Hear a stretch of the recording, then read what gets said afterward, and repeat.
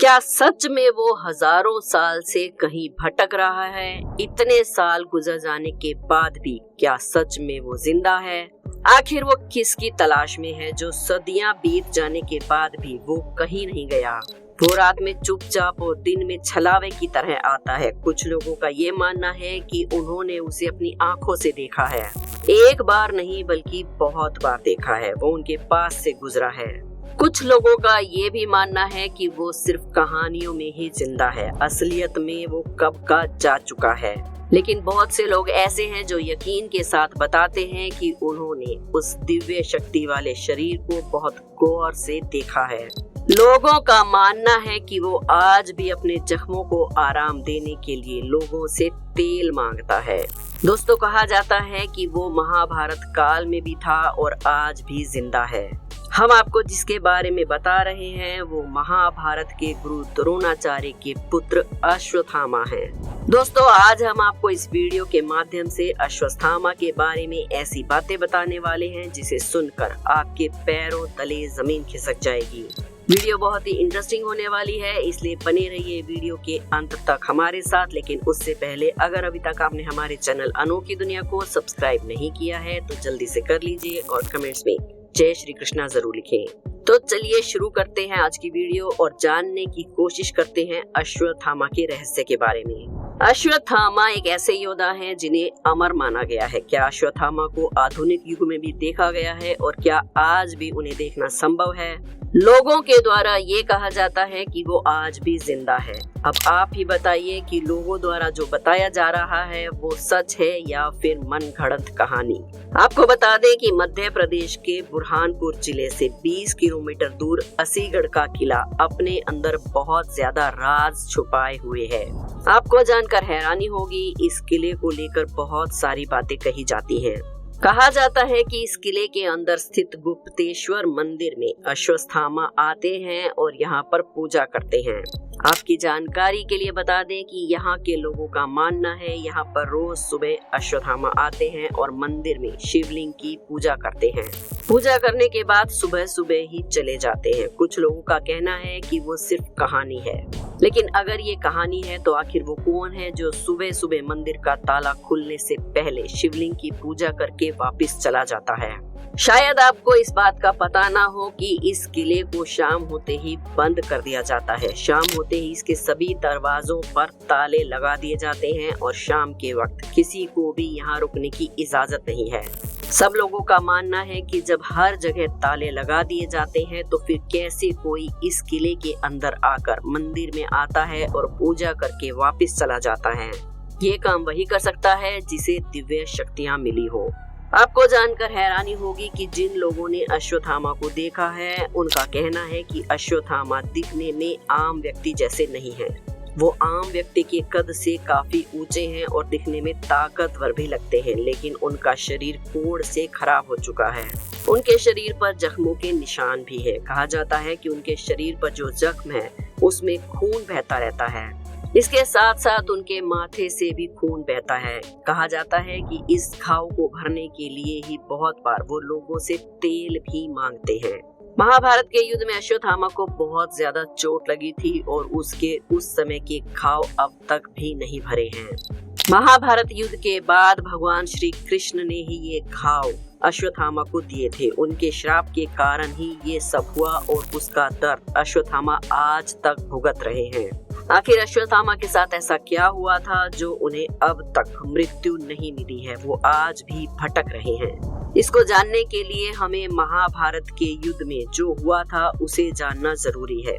तो चलिए चलते हैं महाभारत के युद्ध की तरफ। दोस्तों, पांडवों और कौरवों के गुरु द्रोणाचार्य बहुत शक्तिशाली थे और उनका तपोबल अपार था। उन्हें रणभूमि में मारने के लिए छल का प्रयोग करना आवश्यक हो गया था, नहीं तो उनकी जान लेना किसी के भी बस की बात नहीं थी। द्रोणाचार्य और उनकी पत्नी कृपि एक ऐसा पुत्र चाहते थे जो बलवान और चिरंजीवी हो। द्रोणाचार्य ने वर्षों तक भगवान शिव की तपस्या की।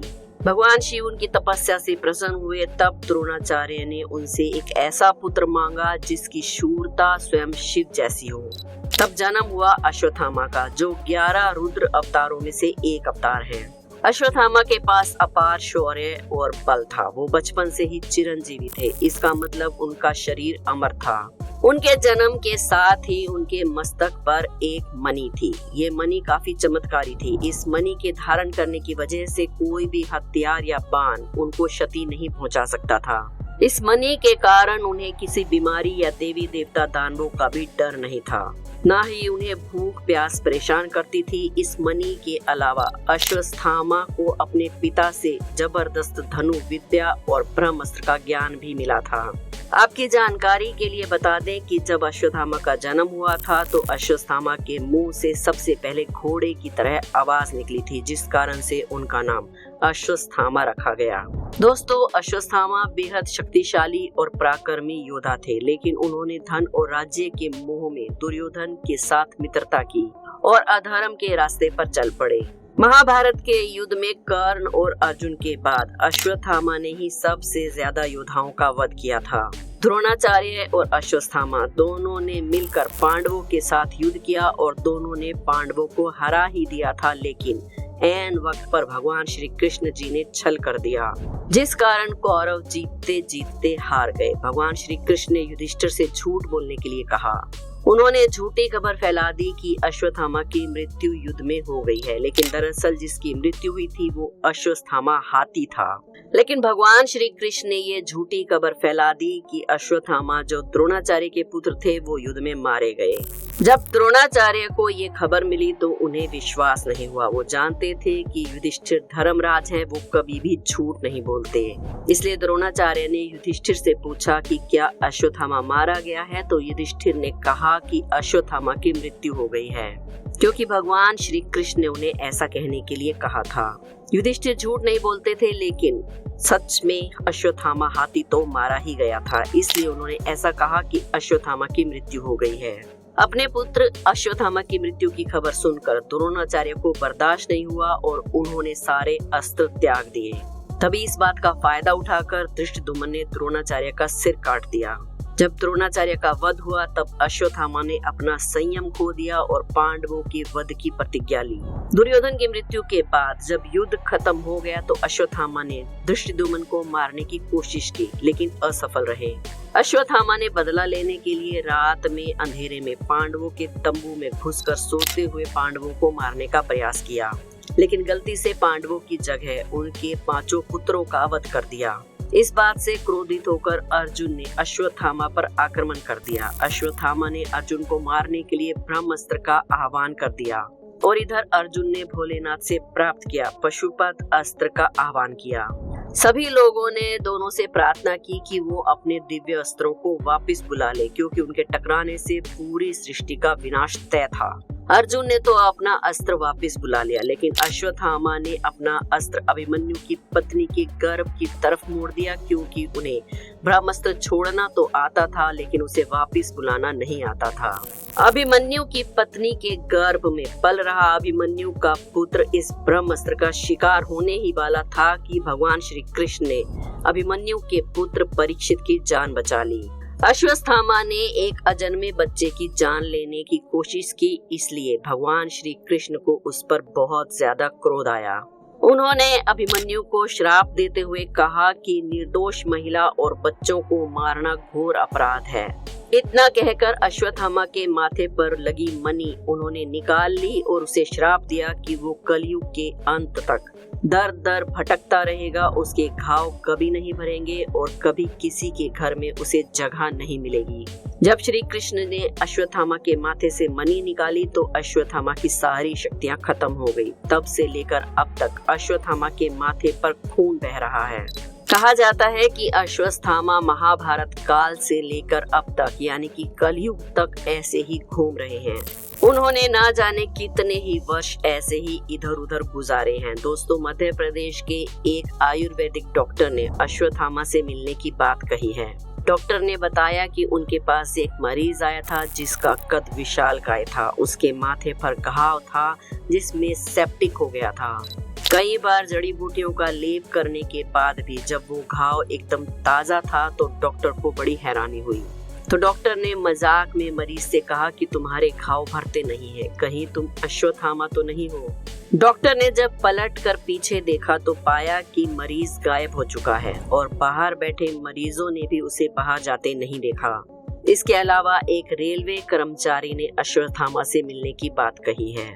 ये कर्मचारी छुट्टियां मनाने गुजरात गया था, जहां जंगल में अकेले घूमते हुए उसका सामना एक विशालकाय आदमी से हुआ जिसकी लंबाई लगभग 14 फीट थी। उसके माथे पर घाव था। कर्मचारी ने उससे बातें भी की। जब कर्मचारी ने उससे उसका परिचय मांगा तो उसने कहा कि उसका नाम अश्वत्थामा है और भीम उससे ज्यादा विशालकाय और बलवान था। पृथ्वीराज चौहान के जीवन पर लिखी किताब पृथ्वीराज रासो में भी अश्वत्थामा का वर्णन मिलता है। मोहम्मद गौरी से युद्ध हारने के बाद पृथ्वीराज जंगल चले गए और वहां उनकी मुलाकात एक ऐसे व्यक्ति से हुई जिसके माथे पर घाव था। पृथ्वीराज खुद एक अच्छे खासे जड़ी बूटियों के जानकार थे। उन्होंने एक हफ्ते तक उस घाव को भरने की कोशिश की, लेकिन उसका कोई भी फायदा नहीं हुआ। तब उस व्यक्ति ने पृथ्वीराज से कहा कि वो अश्वत्थामा है और उसके बाद वो उस इलाके से दूर चला गया। कहा जाता है कि कलयुग के अंत होने के बाद ही अश्वत्थामा को मुक्ति मिलेगी। दोस्तों, उम्मीद करते हैं वीडियो पसंद आई होगी। पसंद आई हो तो एक लाइक जरूर करें। हमारे चैनल अनोखी दुनिया को सब्सक्राइब करके बेल आइकन को प्रेस करना ना भूलें। कमेंट्स में जय श्री कृष्णा जरूर लिखें।